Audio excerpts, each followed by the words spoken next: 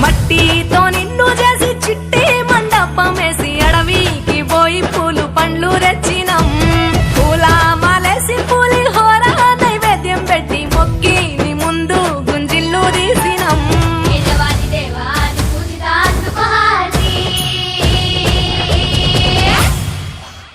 గజనన Ganapati గజముకుడే